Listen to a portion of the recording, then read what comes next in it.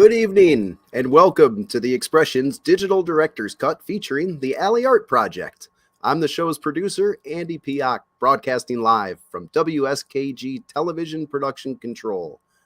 Over the next hour, we will go behind the scenes of our latest episode, where we took the show on the road to Corning, New York.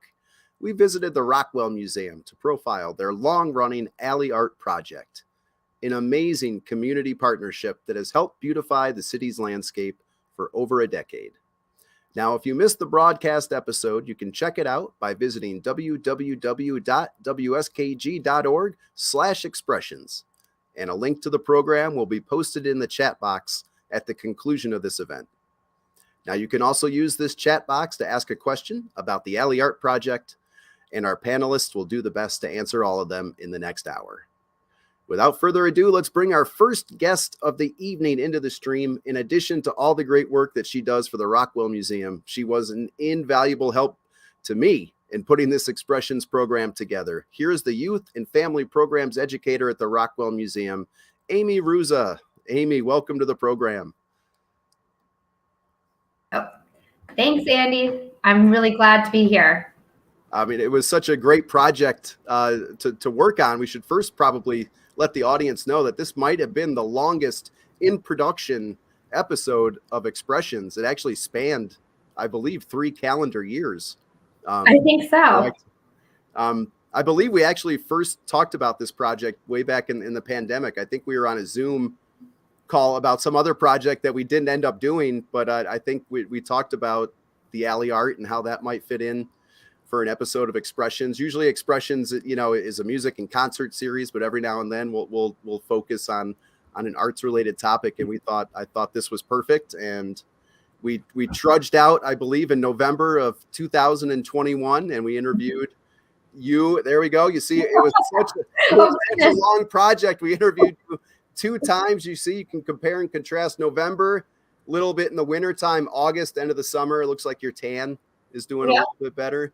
Hair's longer. Yeah. No, it looks like November, your first interview, and that could just be me, picking a freeze frame that looks, you look a little bit more, in control during the August interview, so it was, that it's that second interview usually where we can, where we can hone in on each other. But so we discussed it. So, and then obviously, so we did the first set of interviews mainly around the 2021 mural. And then our plan was to kind of go behind the scenes for the 2022 mural. And that ended up working great because it was a history making mural. And so we went back in August of last year as you guys were painting the mural up at Corning Community College. It's such a great story. I'm getting ahead of myself a little bit. But anyway, so, I mean, this episode was a long project. Let's go back to the very beginning of the project. I know you weren't there at the Rockwell when Alley Art first started, but I know you did end up working closely with someone who did have a great start to the project. Yes. And that person is Gigi Alvarez. She's the former director of education at the Rockwell. I love that photo of her.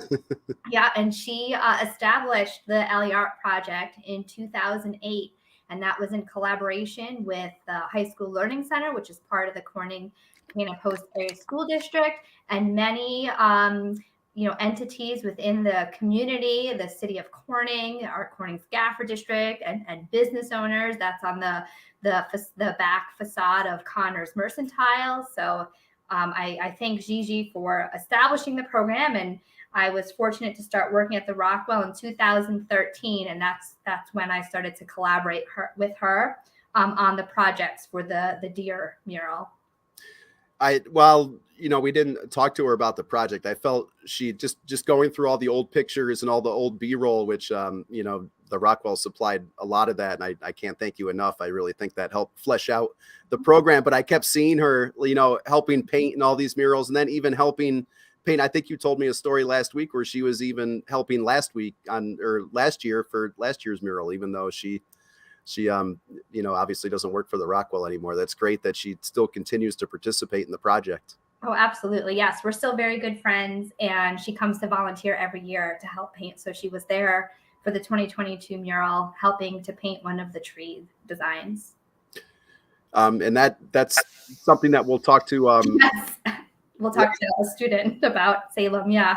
Exactly. But just the fact that people keep coming back to the project. I know that past, you mentioned you work with the High School Learning Center, which is part of the Corning Painted Post School District. Every year, these students help you make the murals and all that. And then they come back after they graduate to see what the progress is. That has to mean a lot to you to work on a project that's so meaningful to everyone who's involved with it. It is. It's great to see graduates coming back. It's great to see graduates of the program coming back to volunteer to paint or showing their family. And it just goes to show just the tremendous impact that the Alley Art Project, the public art, has on the community. It's supported while it happens. The students, their voices are represented on the building walls. It's out in the community for everyone. And so it's all about making the arts really accessible and inspiring people in their everyday lives.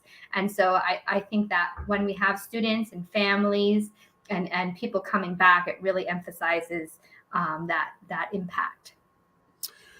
So how many total murals have been painted up to this point? I can't remember if we exactly said that in the broadcast program, so we can get that out there right now. Yeah, we've painted 14 murals to date, and we're starting on our 15th mural creation this year. So this is our 15th.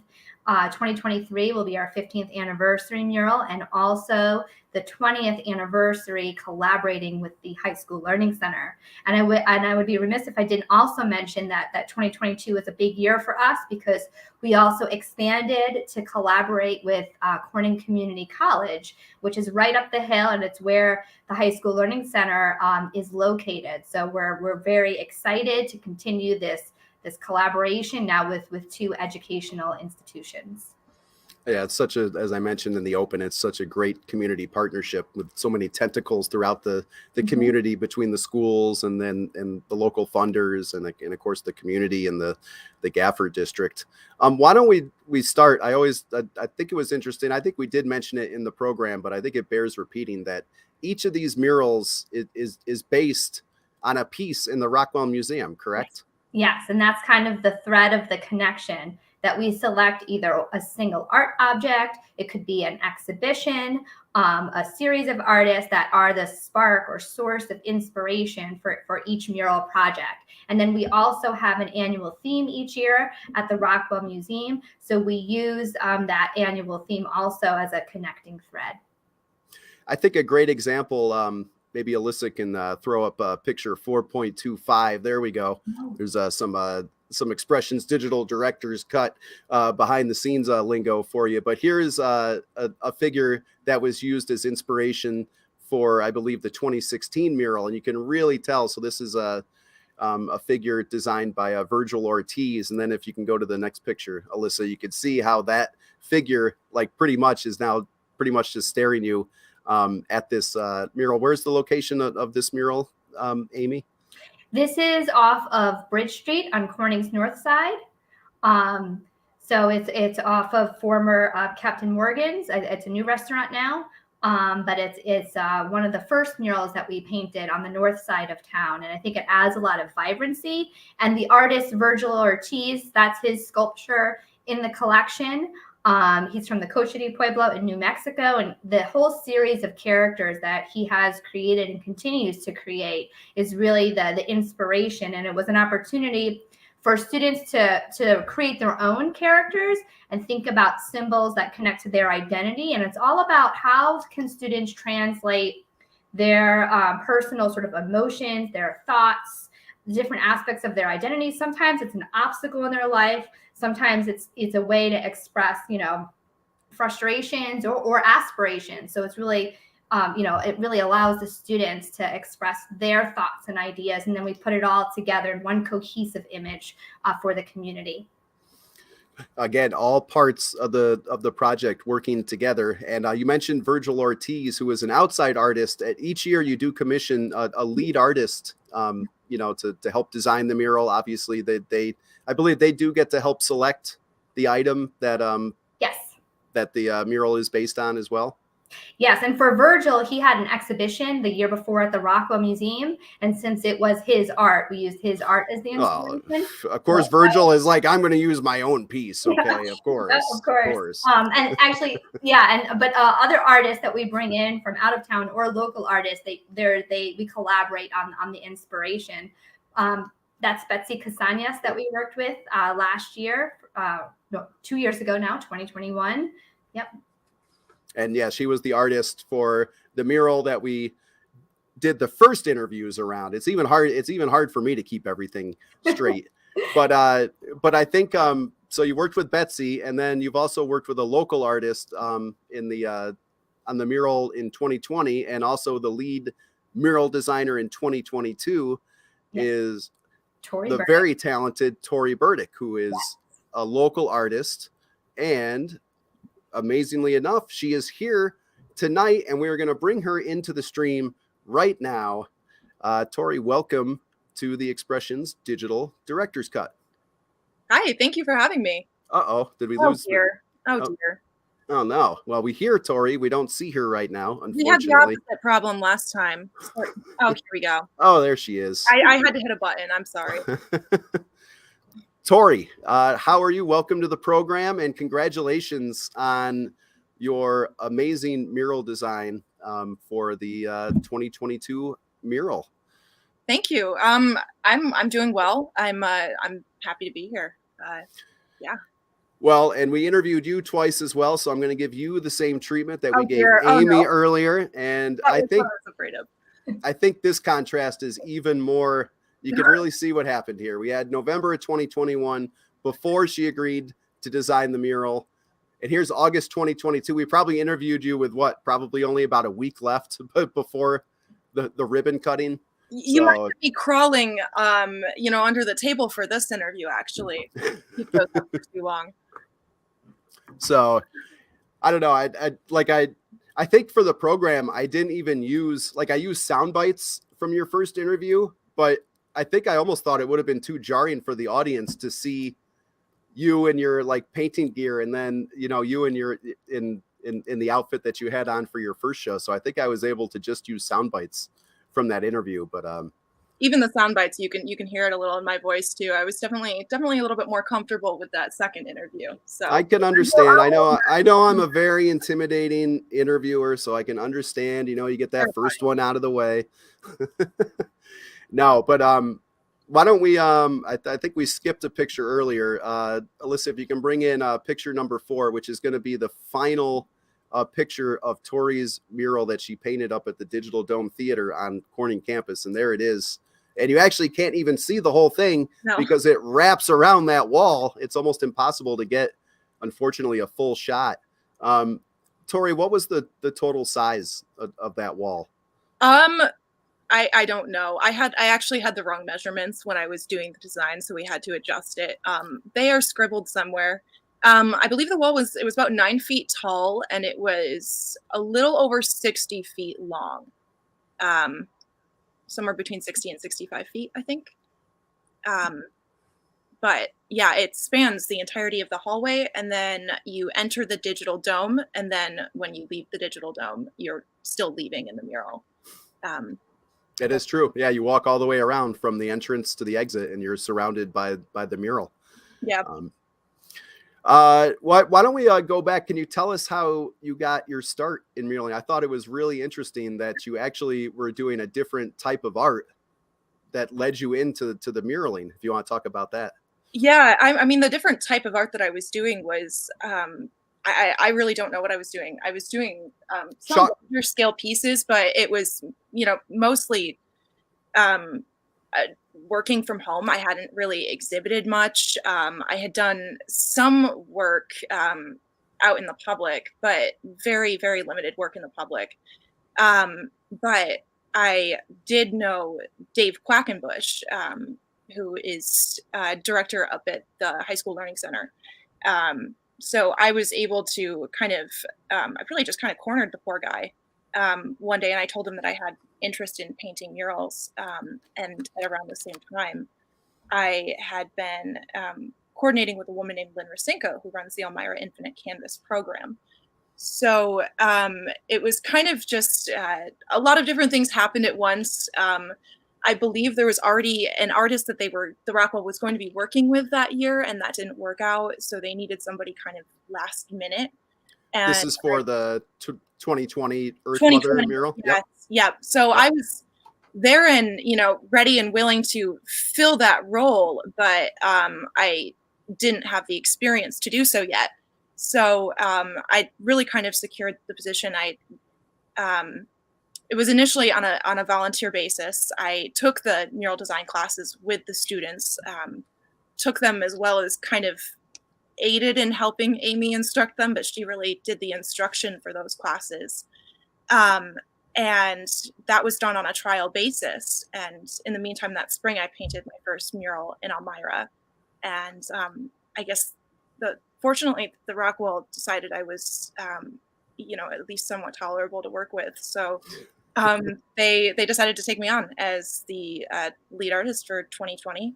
So I worked alongside with Amy, and I was in the midst of completing my second mural in Elmira at the time that I started working with the students on the 2020 Earth Mother mural on the side of Carrie's Brew House. So that was my second/third mural, technically my third one, first time leading anyone. So yeah, I had very little experience, a lot of experience painting, but not much experience doing murals. So I was really, really fortunate that I was able to have, Amy help guide me. And of course, Gigi Alvarez, she also stepped in during the painting process, and she was enormously helpful. So it was kind of just a very lucky transition, but one I'm grateful I was able to make.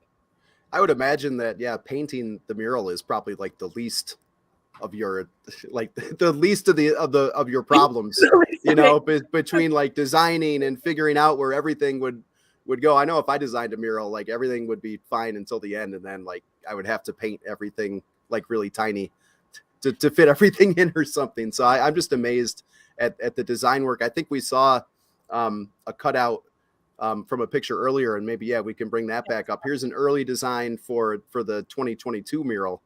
And I do want to ask, I don't know if we'd mentioned, but this mural is the first one that was painted indoors. So I'm curious if that changed, your planning or your plan of attack at all for having to paint it inside. I mean, if anything, it simplified things. I had just painted my first indoor mural the spring prior to painting this one. So I did have experience with, somewhat knowing how to like prep the space more properly. But if anything, we didn't have to deal with rain.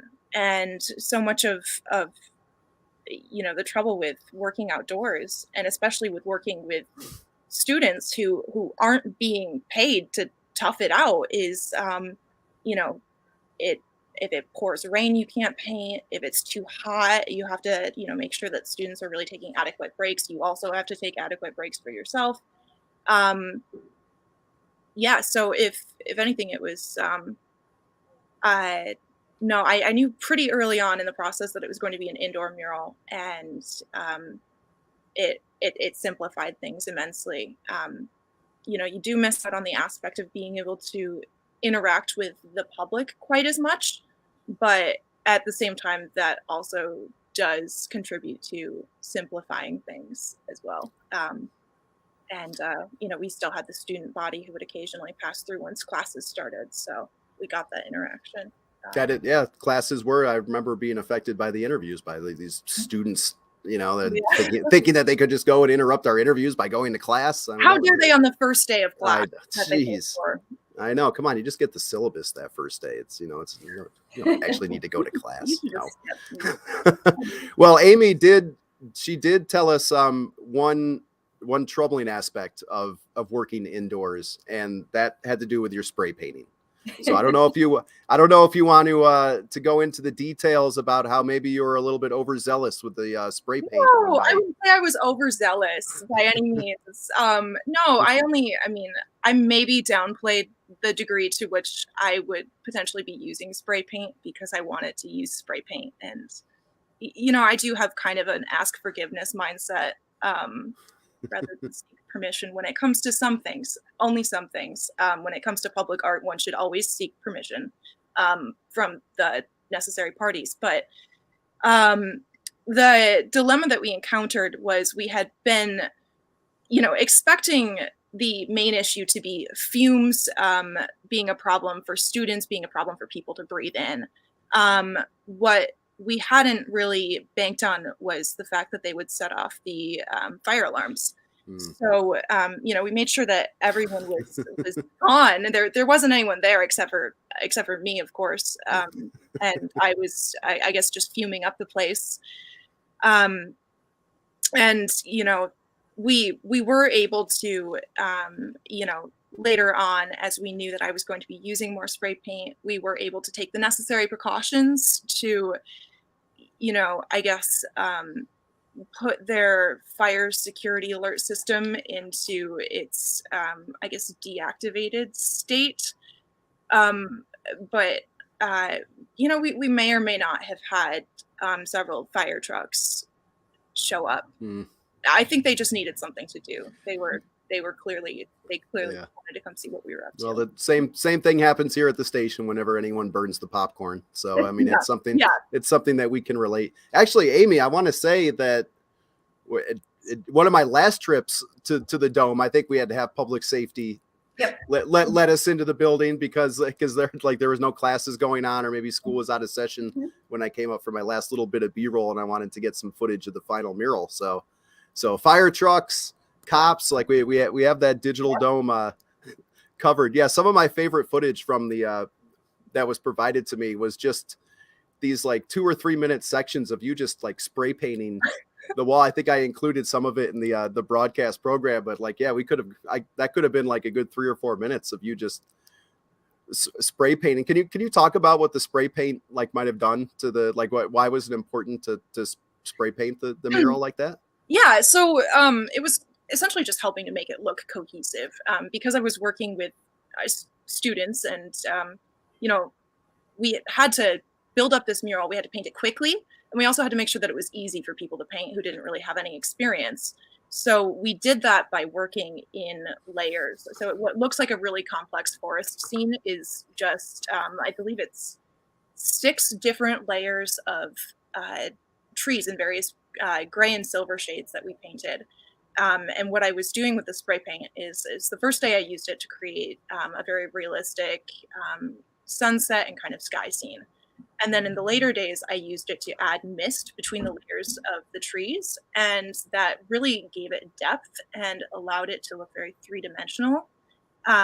Essentially, it helped blend the students' work together. It took something that,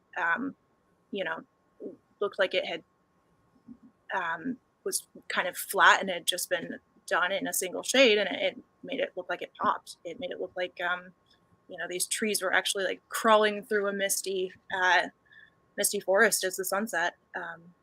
So it was just kind of adding that extra something to it that took a relatively simple design and it made it look very, very complicated.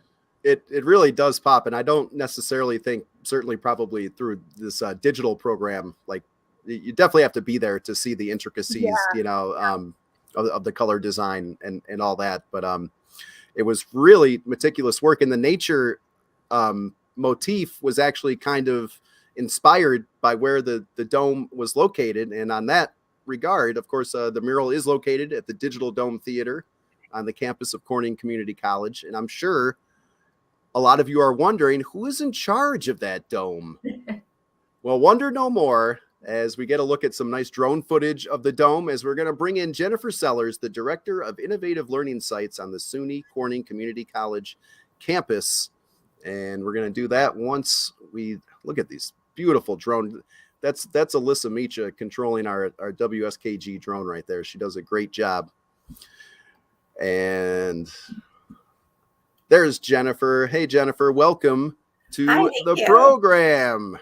So how was it to get a mural designed in the Digital Dome. And I believe you mentioned in the program that the Digital Dome Theater has kind of recently been refurbished. If you want to give our audience just kind of a reminder what the dome is used for currently on the campus.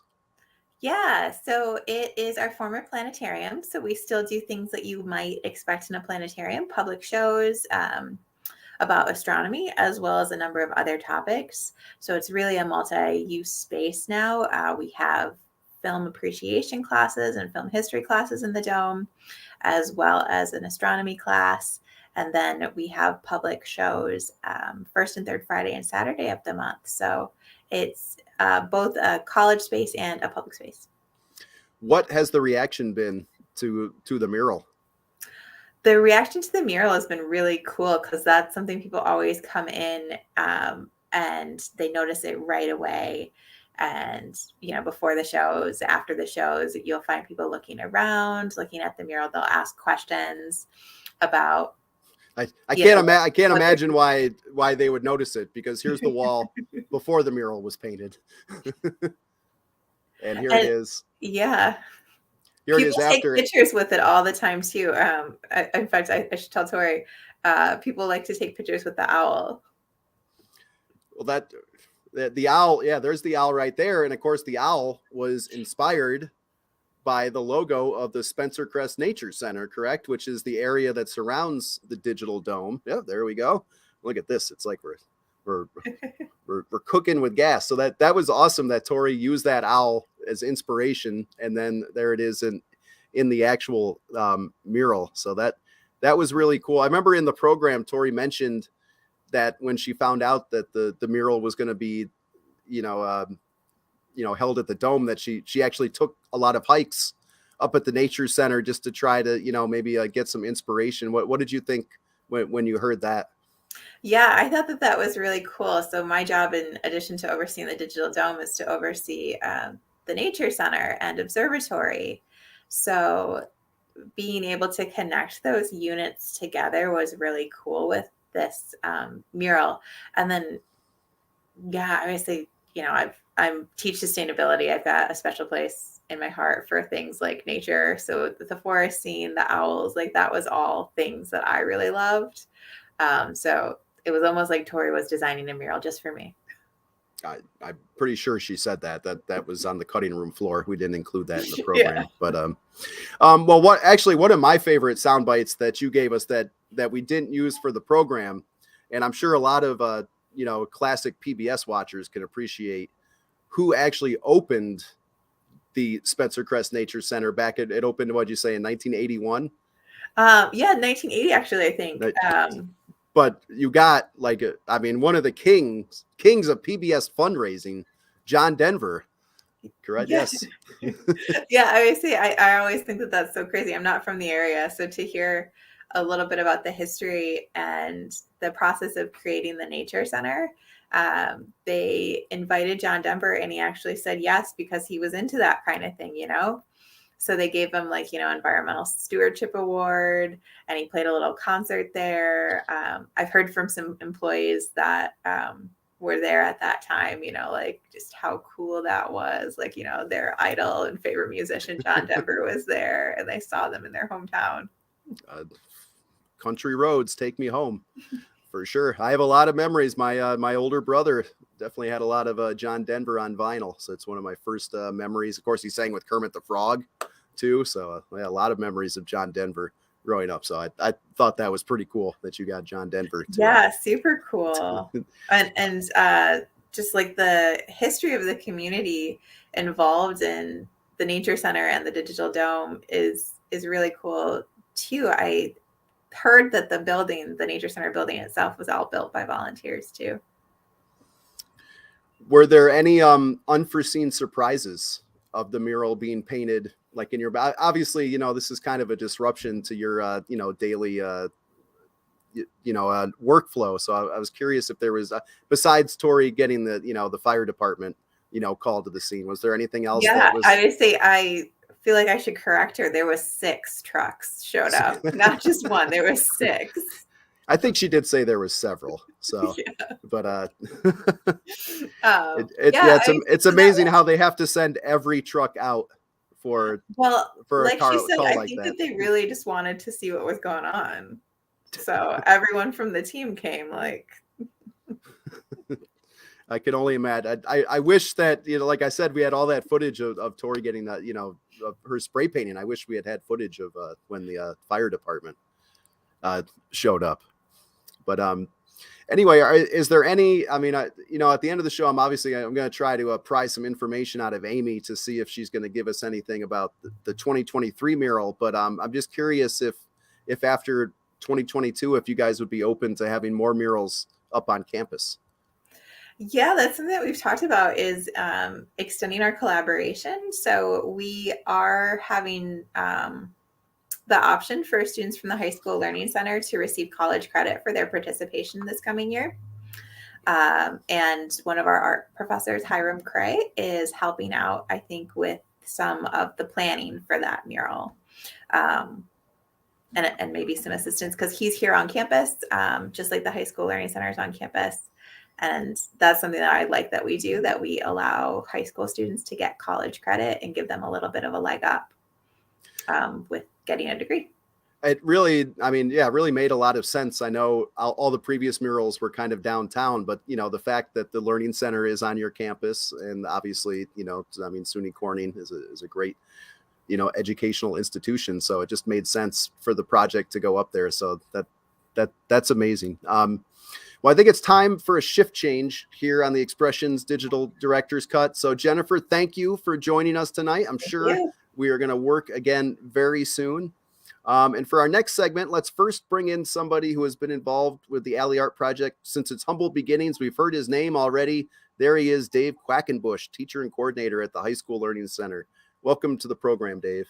Hi, Andy. Thanks for having us. And we'll go into it in a minute, but Dave is definitely the MVP of tonight's program, and we'll bring that up in just a minute. But Dave, can you just give a quick overview of the High School Learning Center in case our audience needs to be refamiliarized with it? Absolutely. It's my favorite thing to talk about. A little over 20 years ago, we got a 21st century learning grant from the federal government, and we decided to create a program that was geared for students who were academically capable, but just had a hard time thriving for whatever reason. Something knocked them off track and they had a hard time getting back on. And so the school was created as part of a community collaboration that included a lot of business people from our community, some art folks, and ironically, very few educators. We were really just looking for what made the most sense. So we went out and we looked at alternative schools all over the country and drew the best ideas and practices from each one and created this awesome school that we're now celebrating our 20th anniversary. And we've had so many amazing humans come through this school that we've got to know. It's a very much a family-like environment. And we learned that treating each other with respect and working hard has its payoffs. But really, one of the things that's made it significant are the partnerships that we have. And starting with Corning Community College, they gave us a home here right from the start, which enabled our students to get out of a school where they may not have been very successful and to have a fresh start. So we've been practicing fresh starts here all of this time. We bring students in 3 times a year. We have 3 graduations a year. Our maximum number of students is 40. So that allows us to keep that small family-like environment where we can provide a connection and meaningful opportunities for our students. Our community partners outside of Corning Community College obviously include the Rockwell. Our students do internships there as well as art, and we have several other business partners throughout the community that our students work with, and they actually can get elective credit toward graduation by working with those partners. So I know in my interview, I said the word connect a lot and hearing it back, but I'm not sorry for that. I should probably look up some synonyms, but it really is about meaningful connection. For sure. I mean, that like I've mentioned it throughout this entire hour, just all the different spokes that that create the wheel of this great Alley Art project. But I believe you even partnered with the Rockwell before Alley Art, correct? We did right from the very beginning. We had a collaboration with the Rockwell Museum for our Identity in the Artist program, which we continue to do every year, and allow students to both explore art and their own identity. And yeah, it's a long-standing. It's one of the most important parts of our program. Well, let's find out if everything Dave just said about the High School Learning Center is on the up and up, because we have an actual graduate of the school ready to join the program right now. So let's welcome Salem Estrada to the Expressions Digital Director's Cut. Hey, Salem, how are you? Hello, I'm good. How are you? Well, and we do have to say, Dave, this is where we can tell the story how you're the MVP of the show, because, I have everyone dial in around, about a half hour before the program is about to start. And unfortunately, Salem had a little problem with his internet connection. And because Dave knew that he wasn't going to appear in the program until 7:30, he volunteered to drive and pick up Salem. And actually, they're both at the High School Learning Center right now. So, Dave, thank you. Salem, we're getting a little feedback. I don't know if maybe maybe the volume control on your computer possibly. I'm not entirely sure. Because we're definitely hearing a little bit of feedback. I don't know if maybe you can try to turn down your volume. Oh, okay. Look at Dave's coming in. We're gonna do a little switcheroo right here. Dave is leaving here on the Expressions Digital Director's Cut. That is not Dave Quackenbush. That is Salem Estrada.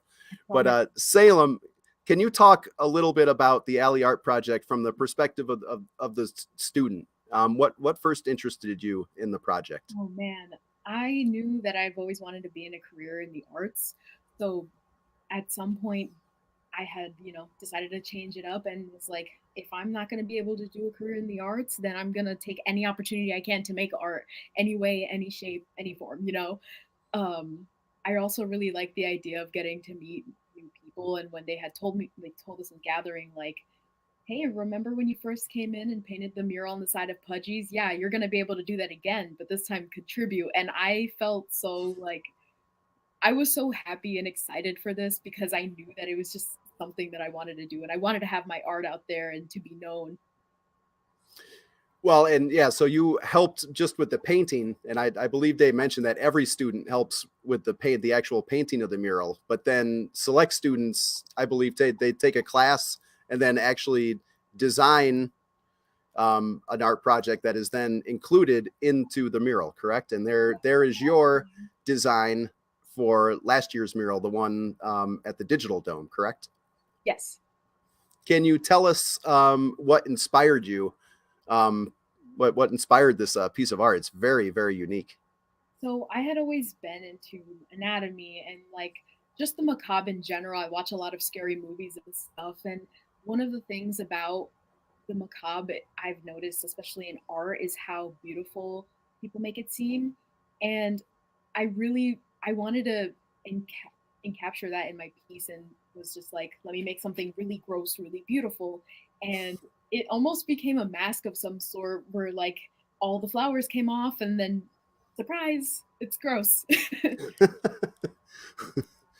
Well, and I think I think we do have a shot, hopefully at some point of the design that was incorporated actually in the mural. Yep, there it is. So there you could see the the heart. And actually, because we interviewed you twice as well, first at the Rockwell and then up at the Digital Dome. And I think when we interviewed you the first time, you said you wanted a career in art. The second time, you actually said you wanted to be a mortician, which made sense, obviously, with your use of the anatomy and stuff. So I thought that was really cool how you took, both of your interests and created it into your design. Oh yeah, absolutely. And mortuary science and funeral direction, all of that, it's an art in its own way. So being able to the career is so important to me, and being able to have the opportunity to do this kind of stuff and like get into the career itself. It has all of my favorite things. It has science, art, and just generally just being around people and helping people. Well, there's a little insight of why I like the career. Well, you had an interesting part of this last mural in that you designed and painted, your own design. But then Amy was telling me a story last week about how you had to help at the very last minute with the design of your friend Atticus. Atticus Santilli, that's right. We interviewed him as well. He appeared in the broadcast program. And so he was able to design a piece for the mural, but then was not around to actually paint it. Correct. So can you tell me how you stepped in at the last minute and saved his design on the mural? It was actually quite funny. My friend and I, who I had met through Atticus, walked in and saw somebody else painting it, or had painted it because they weren't there. And we were like, you know what? It's kind of a crime that we're not painting it since we're like his closest friends. And, it was a little bittersweet because he had gone away, and painting it was like, oh, it just kind of reminded me that, he had been gone for a little while. And all in all, I really hope I did it justice. And I was very honored to be able to do that. It looks remarkably similar to his design. So I think you did a great job. Amy actually told me that it was like the day before, I think, the ribbon cutting, like it was coming down to the wire, and like you pretty much painted over what had been done. And I think she told me that Tori came over and was like, okay. It was very light. It looked almost like the skeleton would be right on top of a light background. So I painted completely over the light background, made it darker, and then was like, yeah, this looks a little more like how it was. Well, what did Atticus think? What was his final opinion on your design? I'm not even sure if he had gotten to see the final design. I sent him a picture and was like, look what I did. And he was just like, oh, thanks.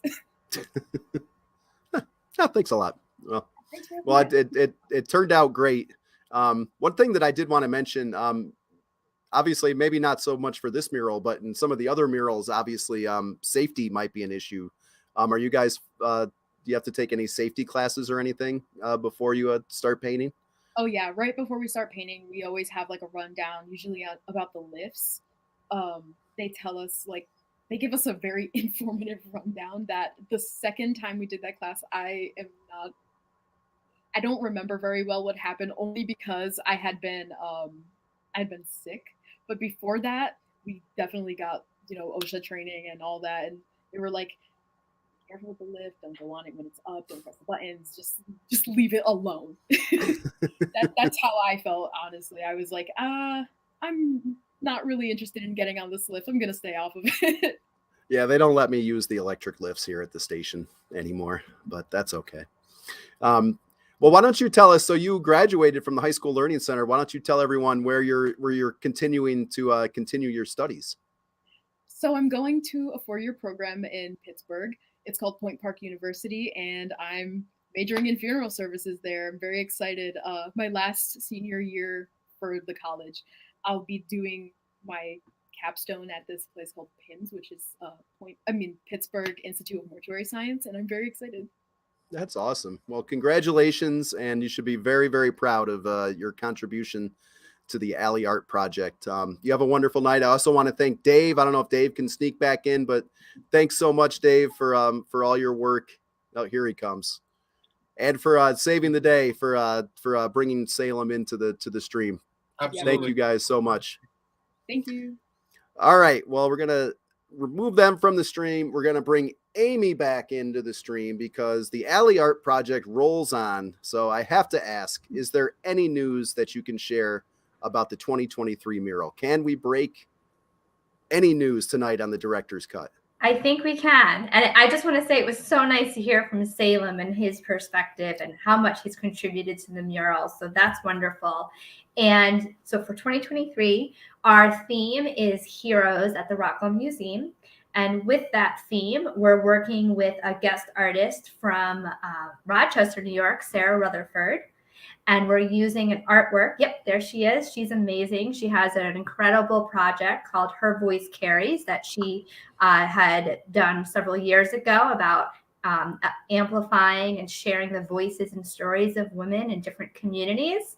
And this is the artwork that we're going to be using as a source of inspiration by artist Martine Gutierrez in our collection. And classes are going to start next week with a team of students that'll be taking the mural design course.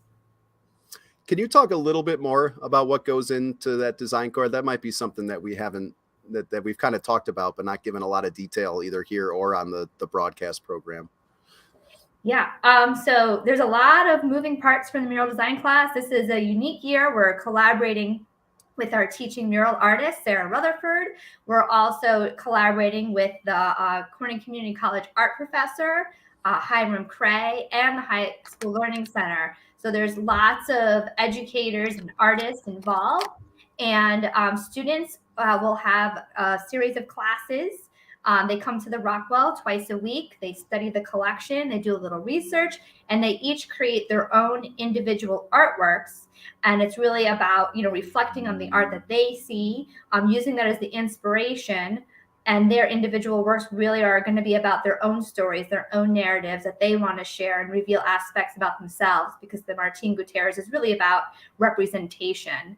And so then the student art actually gets incorporated into a student exhibition, and we celebrate the students in an exhibition at the Rockwell in May. And it's at that time, while this is all happening, Sarah will work to integrate all the student components into one cohesive image that's designed with student input and all the collaborators involved. So we'll have one design created and with the students' pieces incorporated. So everyone will have a piece or an element represented in the final design. And it's at this reception in May during which it's unveiled to the community.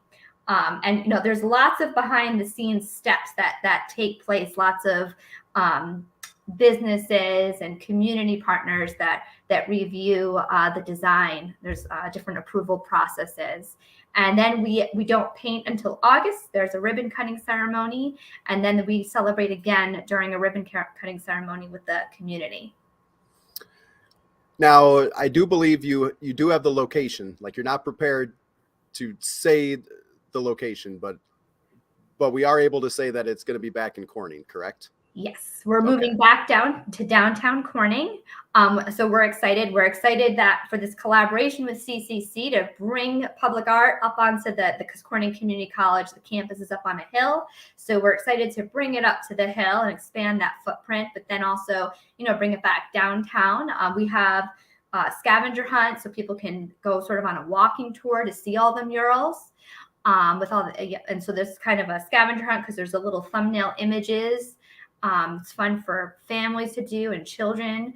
And then they can take photos with the murals, learn more about them. We have QR codes at each mural site, so people can see and learn about the collection connections that inspired each mural project, because each one is inspired by a different object or artwork in the museum.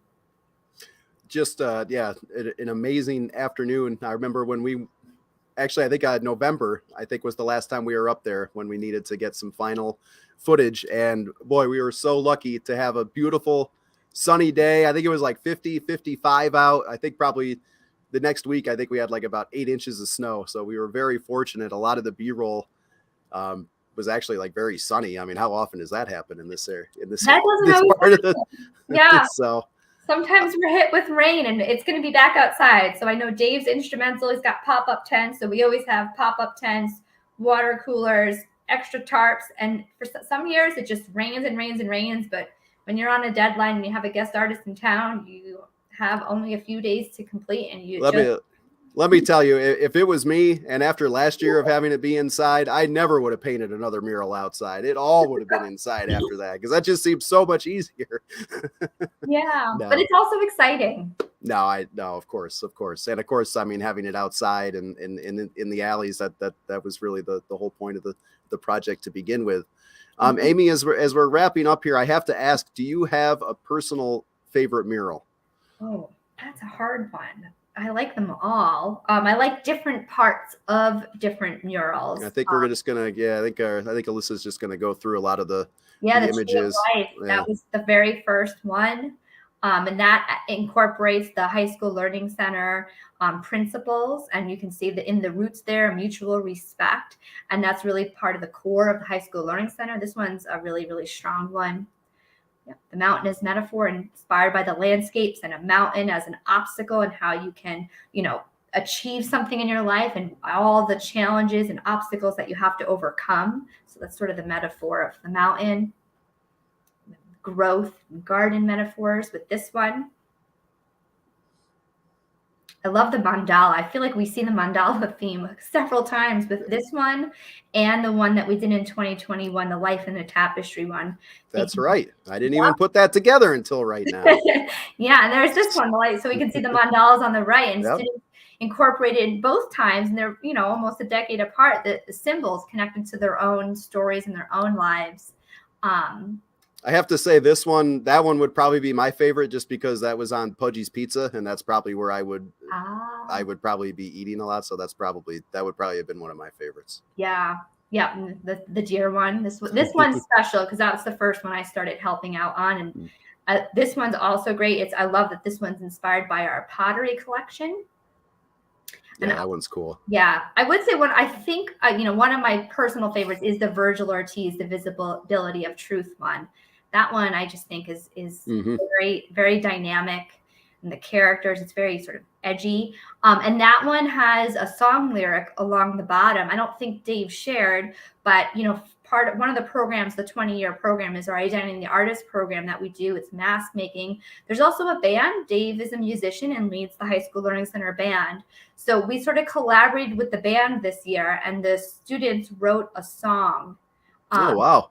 And then the band, this High School Learning Center band, played the song, and that's one of the song lyrics along the bottom of the mural. That is great. Well, geez, we're gonna have to get Dave. We're gonna have to get Dave and his Quackenbushers on an Expressions music program, I think. Yes. Yeah. Yeah, this one was very vibrant too. Earth Mother, one of Tori's. This is the first year we worked with Tori, and this one's special because it's the first year, our very first and only mural at this point that turns the corner of a wall.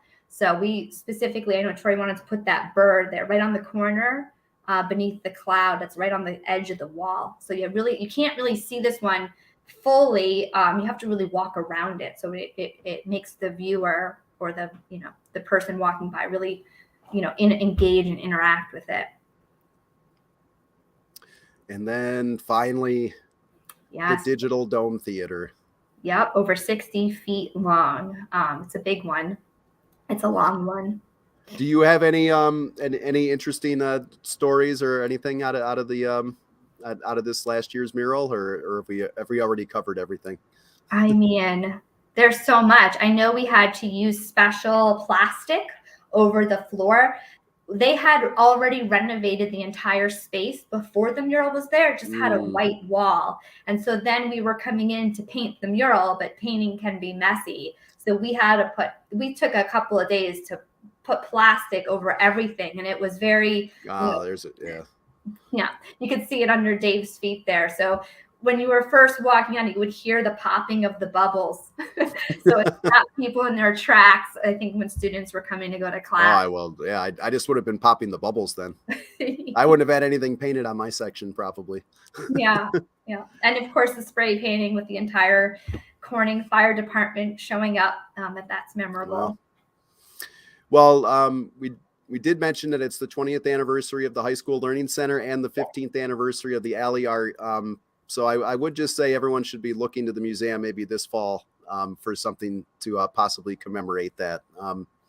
But unfortunately, we are out of time on this edition of the Expressions Digital Director's Cut. I want to thank all of our guests, Salem Estrada, Dave Quackenbush, Tori Burdick, Jennifer Sellers, and of course, Amy. Thank you so much for appearing tonight and for all your help in putting this program together. It was a lot of fun to work with you guys. Yes, thank you so much, Andy. No problem. And of course, you can check out this great community art the next time you are in the Corning area. And a link to the Alley Art Project website is being posted in the chat box. A reminder that you can watch the broadcast episode featuring the Alley Art Project by visiting www.wskg.org/expressions, and a link to the program is also being provided in the chat. I want to thank Alyssa Micha and Patrick Holmes for their great behind-the-scenes help this evening, and we'll be back on April 4th with an episode featuring the Empire Saxophone Quartet. Until then, this is Andy Piak. Thanks for watching.